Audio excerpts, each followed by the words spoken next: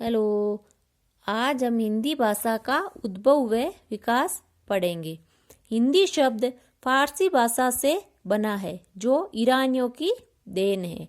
ईरानी लोग जब भारत आए तब उन्होंने सिंधु नदी के किनारे बसे निवासियों को सिंधुवासी कहना चाहा, लेकिन फारसी भाषा में शे को है बोला जाता है, इसलिए ईरान के लोगों ने सिंधुवासी के स्थान पर हिंदूवासी शब्द का प्रयोग किया और सिंधुवासियों के द्वारा बोली जाने वाली भाषा सिंधी के स्थान पर हिंदी का उच्चारण हुआ।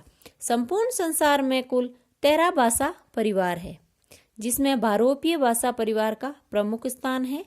भारोपीय परिवार को इंडो जर्मनिक, आर्य परिवार, भारत हित्ती के नाम से जाना जाता है। भारोपीय परिवार मतलब भारत का परिवार। भारोपीय परिवार की 10 शाखाएं हैं। ध्वनि के आधार पर भारोपीय परिवार की शाखा को 2 भागों में बांटा गया है, पहली सतम व दूसरी केंतुम। हिंदी भाषा का संबंध भारोपीय परिवार के संस्कृत भाषा से है। संस्कृत को हिंदी भाषा की आदि जननी व अपभ्रंश को इसकी जननी कहा जाता है। हिंदी शब्द फारसी भाषा का है। इसकी उत्पत्ति संस्कृत के सिंधु शब्द से हुई है। हिंदी शब्द का सर्वोत्तम प्रयोग मुस्लिम इतिहासकार अल बरूनी के ग्रंथ अल हिंद में मिलता है। आर्य भाषाओं को 3 भागों में बांटा गया है।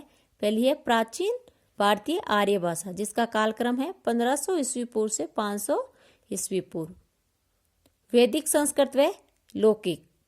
वैदिक संस्कृत का कालक्रम है 1500 ईस्वी पूर्व से 800 ईस्वी पूर्व और इसमें वेद व उपनिषदों का वर्णन मिलता है। और लौकिक में इसका कालक्रम है 800 ईस्वी पूर्व से 500 ईस्वी पूर्व। इसमें रामायण या महाभारत का वर्णन मिलता है। दूसरा है मध्यकालीन भारतीय आर्य भाषा।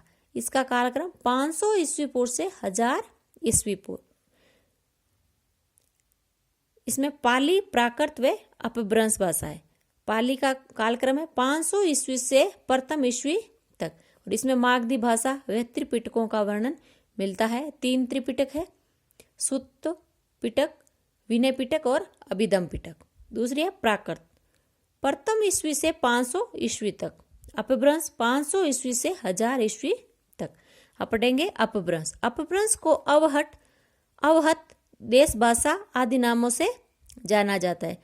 अपभ्रंश का शाब्दिक अर्थ है बिगड़ा हुआ या गिरा हुआ।